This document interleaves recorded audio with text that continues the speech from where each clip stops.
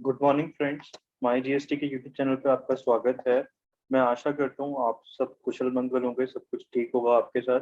भगवान से दुआ भी करते हैं कि ये जो प्रॉब्लम है, पेंडेमिक है, जल्द से जल्द सही हो जाए, सॉल्व हो जाए और सब कुछ नॉर्मल हो जाए, एज इट इज हो जाए। मैं आपके साथ आज एक वीडियो शेयर कर रहा हूँ, एक प्रेजेंटेशन भी मैंने बनाई है उसके ऊपर। ये रिगार्डिंग जीएसटी की डेडलाइंस, ये मोस्ट अवेटेड एक डेडलाइंस थी जो चेंज करी है। देखते हैं आगे की हमारी डेडलाइन से क्या क्या चेंजेस हुए हैं, थोड़ा सा समझते हैं आगे।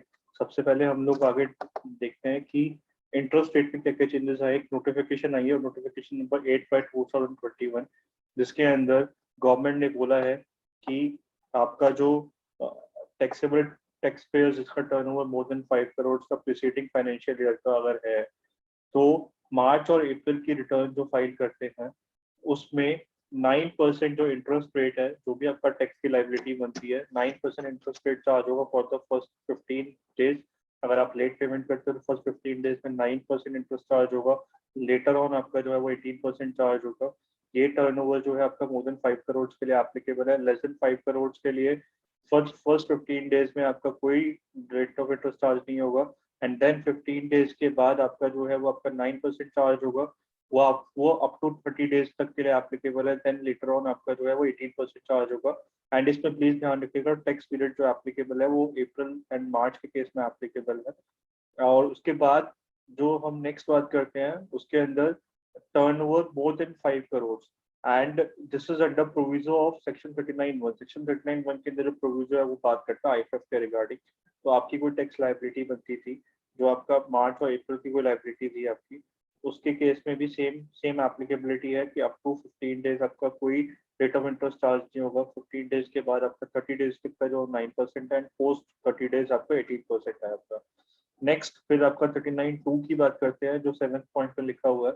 ये आपकी जो बात करता है, ये आपका कंपोजिशन स्कीम डीलर्स की बात करता है, जिसकी ड्यू डेट जो थी वो आपकी अप्रैल में थी, उसको भी एक्सटेंड करा, वो आगे देखते हैं हम लोग। बट अभी इंटरेस्ट की बात करते हैं। जो लाइबिलिटी आपकी थी, उस लाइबिलिटी जो जो भी लाइबिलिटी थी, ये क्वार्टर एंडेड नहीं होना चाहिए, ये आपका ईयर एंडेड होना चाहिए। बट गवर्नमेंट ने अभी इसके ऊपर कोई क्लैरिफिकेशन दिया नहीं है, नोटिफिकेशन ये लिखा गया। बट मेरे हिसाब से कोई क्लैरिफिकेशन आनी चाहिए इसके ऊपर। और आपका जो है अप टू 15 डेज का जो है आपका वो इंटरेस्ट जो है वो निल है आपका। पोस्ट 15 से 30 डेज तक का आपका 9% है। एंड आपका ये जो है 18% जो है आपका पोस्ट 30 डेज के बाद है आपका। ये कब से एप्लीकेबल हुई है जो नोटिफिकेशन, ये आपकी 18 अप्रैल 2021 से एप्लीकेबल हुआ है। प्लीज ध्यान रखिएगा इसकी एप्लीकेशन डेट। नेक्स्ट हम फिर बात करते हैं लेट फीस में क्या क्या चेंजेस आए। नोटिफिकेशन नंबर 9/2021 आई थी। इसमें उन्होंने क्लियरली बोला कि आपका कोई लेट फीस है आपकी, तो उसमें क्या क्या चेंजेस हुए हैं, क्या क्या वेवर दिया है, वो भी हम डिस्कस करते हैं। फिर उसके बाद इसमें जो लेट फीस के अंदर जो चेंजेस आए थे, वो आपका सेक्शन 47 के अंदर चेंजेस हुए हैं। तो उसमें उसमें नोटिफिकेशन के थ्रू चेंजेस कर रहे हैं उसमें। और उसमें क्या बोला गया है कि आपका टर्नओवर अगर आपका 5 करोड़ तक का है, तो आपका मार्च और अप्रैल की कोई लाइबिलिटी है, तो 15 डेज तक की आपकी कोई लेट फीस है वो वेव हो जाएगी आपकी। और अगर आपका टर्नओवर जो है आपका 5 करोड़ से लेस है, फर्स्ट पॉइंट में मोर देन 5 करोड़ है, और आपका 5 करोड़ से अबव जो है वो सेकंड पॉइंट पे है आपका।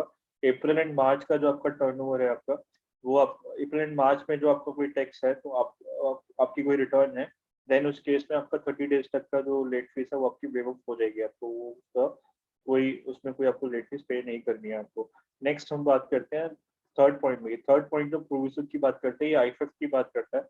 इनवॉइस फर्निशिंग फैसिलिटी का जो ऑप्शन था आपका क्यूआरएफ स्कीम्स वाले, उनका जैन से लेके मार्च तक का अगर आपकी कोई रिटर्न थी, उस रिटर्न के ऊपर कोई आपने रिटर्न फाइल करी है बट लेट हुई है आपकी, तो 30 डेज तक की लेट फीस जो है वो माफ है।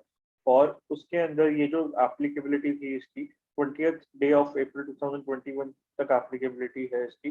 तो प्लीज ध्यान रखिएगा, ड्यू डेट से 30 डेज कैलकुलेट करने हैं। तो वहां तक की आपकी कोई लाइबिलिटी नहीं है आपकी लेट फीस की। उसके बियॉन्ड अगर होता है तो वो नॉर्मल आपकी एप्लीकेबिलिटी आ जाएगी।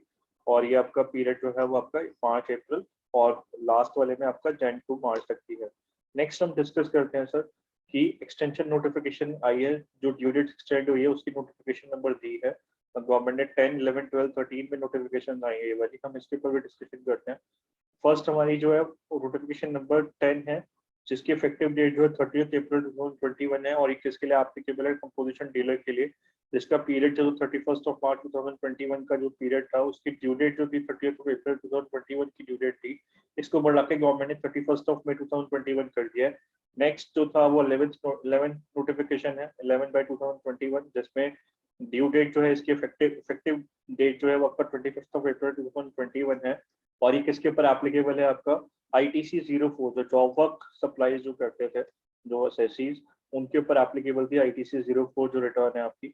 ये जो पीरियड है 1 जनवरी से 31 मार्च तक का जो पीरियड है, उस पीरियड के अंदर ड्यू डेट जो एग्जिस्टिंग ड्यू डेट थी 25 अप्रैल 2021 थी, इसको भी बढ़ा के 31 मई कर दिया है। आपकी 12/2021 की नोटिफिकेशन थी जिसमें GSTR 1 की एप्लीकेबिलिटी थी, उसकी जो इफेक्टिव डेट है वो 25 अप्रैल 2021 है, इस नोटिफिकेशन की इफेक्टिव डेट। और आपका इसमें जो पीरियड है आपका वो कौन सा कैलकुलेट करा है, इसमें कवर्ड करा है अप्रैल 2021। और इसकी एग्जिस्टिंग ड्यू डेट जो थी 11th और 13th हुआ करती थी आपकी नेक्स्ट मंथ की, बट इसको बढ़ा के 26 मई 2021 कर दिया है। सो ये आपको क्लैरिफाई हो गया वो कि ड्यू डेट्स में क्या है। मैंने आपको ये चार्ट पे इसमें डिफाइन करा हुआ सारा।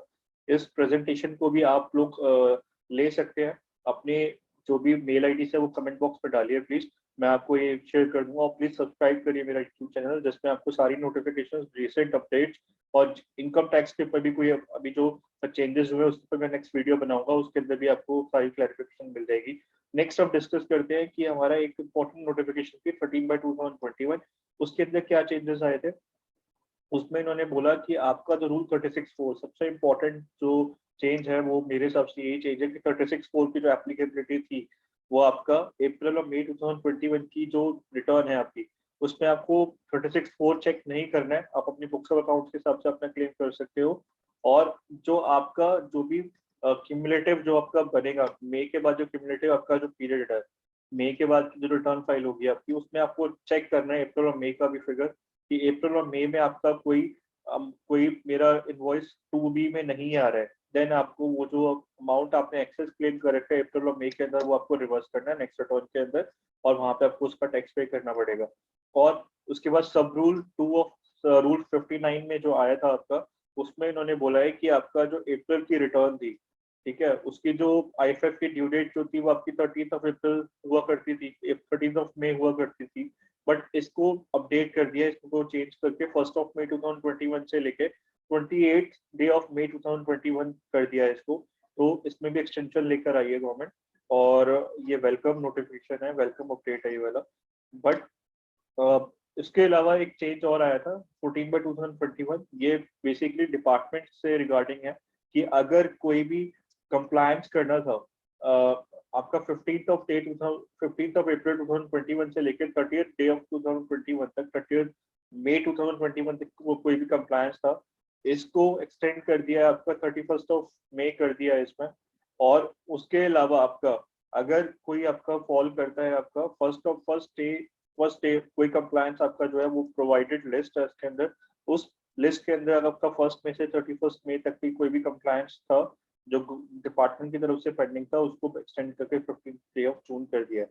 होपफुली इस वीडियो के माध्यम से आपको समझ आया तो क्या क्या चेंजेस आए हैं, एक तो इंटरेस्ट का, फिर लेट फीस का, फिर उसके एक्सटेंशन का, और फिर उसके बाद आपका कि डिपार्टमेंट के लिए क्या क्या चेंजेस आए हैं। होपफुली इस वीडियो के माध्यम से आपको काफी चीजें क्लियर हुई होंगी।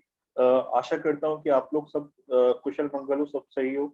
और प्लीज मेरे यूट्यूब चैनल को सब्सक्राइब करिए, MyGSTEE के नाम से चैनल है मेरा, और इसमें हम लोग आगे भी कमिंग वीडियोस के अंदर एक इनकम टैक्स के अंदर जो चेंजेस आए हैं वो भी लेकर आ रहे हैं नेक्स्ट वीडियो में। होपफुली वो कल ही मैं अपलोड करूंगा उसको। और उसके अलावा आपका जो है, जो आपके एक और जजमेंट, इंपॉर्टेंट जजमेंट आई थी अभी GST के अंदर ITC के रिगार्डिंग, उसके लिए भी हम डिस्कशन करेंगे। Thank you so much for joining, liking this video, and hopefully thank you so much.